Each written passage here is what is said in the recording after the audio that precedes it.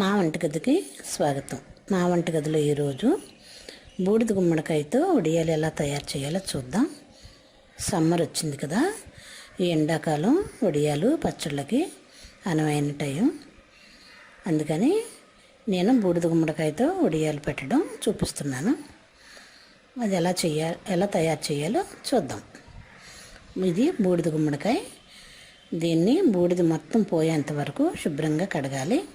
అస్సలు బూడిద లేకుండా నీట్గా కడిగి దీన్ని చిన్న చిన్న ముక్కలుగా కట్ చేసుకుందాం.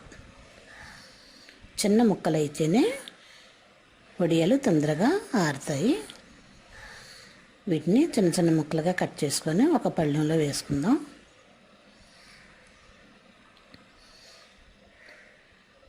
ఈ చిన్న ముక్కలు కోసేటప్పుడు చాలా జాగ్రత్తగా ఉండాలి. చెయ్యి తెగే ప్రమాదం ఉంది కాబట్టి జాగ్రత్తగా కోసుకుందాం. ఇవి బూడిద గుమ్మడికాయ ముక్కలు. దీన్ని ఒక బౌల్ తీసుకొని కొలుసుకుందాం. 8 గిన్నెలకు 1 గిన్నె పప్పు వేసుకోవాలి. దీనిలో ఇట్లా కోసిన ముక్కల్లో కొద్దిగా ఉప్పు, కొద్దిగా పసుపు వేసి బాగా కలుపుకుందాం. ఈ గుమ్మడికాయ అంతా నీరు ఉంటుంది కాబట్టి నీరంతా పోయేలా ఇలా కలిపి ఒక క్లాత్లో మూట కడదాం. ఇలా క్లాత్లో వేసి మూట కట్టి నీరంతా పోయేలా దీని మీద బరువు పెట్టి ఒక రాత్రి అంతా ఉంచుదాం.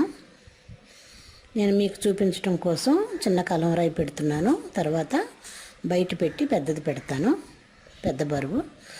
ఇలా రాత్రి అంతా ఉంచుకుందాం. ఇప్పుడు ఈ గిన్నెతో 8 గిన్నెలు ముక్కలు తీసుకున్నాం కాబట్టి 1 గిన్నె మినపప్పు నానబెట్టుకుందాం.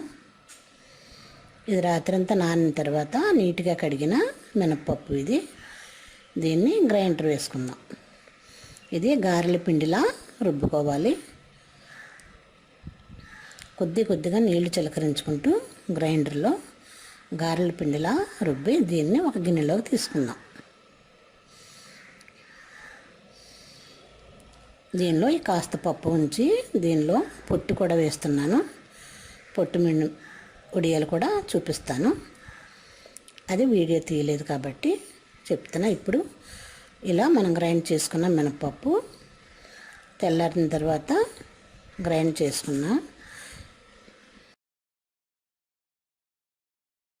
ఇప్పుడు ఒక మంచంపై క్లాత్ వేసి పళ్ళెంలో మనం రాత్రి అంతా నీరు వడిచిన గుమ్మడి ముక్కలు, గ్రైండ్ చేసుకున్న మినపప్పు, కొద్దిగా పచ్చిమిర్చి పేస్టు, రుచికి తగినంత ఉప్పు, కొద్దిగా జీలకర్ర కూడా వేసి బాగా కలుపుకుందాం.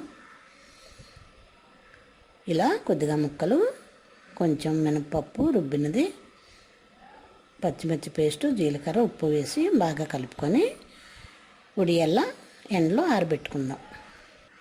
ఇలా క్లాత్ తీసి క్లాత్పై ప్లాస్టిక్ కవర్ వేసాను. దానిలో చిన్న చిన్న వడియాల్లా పెట్టుకుందాం. చాలామంది రౌండ్గా చేసి బాల్స్లా చేసి కొద్దిగా ఒత్తుతారు. నేనైతే కాస్త ఫ్లాట్గా ఒత్తాను, తొందరగా ఎండుతాయి కాబట్టి. ఇలా ఈ పిండి మొత్తం వడియాల్లా పెట్టుకుందాం. వీటిని ఒక 2 రోజులు ఆరబెట్టాలి.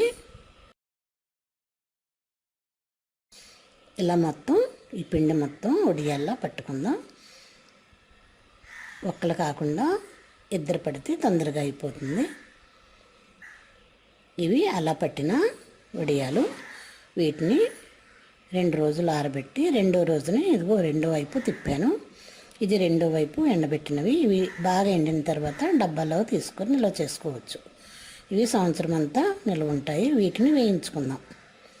స్టవ్పై ఆయిల్ వేడి చేసుకొని మనం ఎండబెట్టుకున్న గుమ్మడికాయ వడియాల్ని ఫ్రై చేసుకుందాం.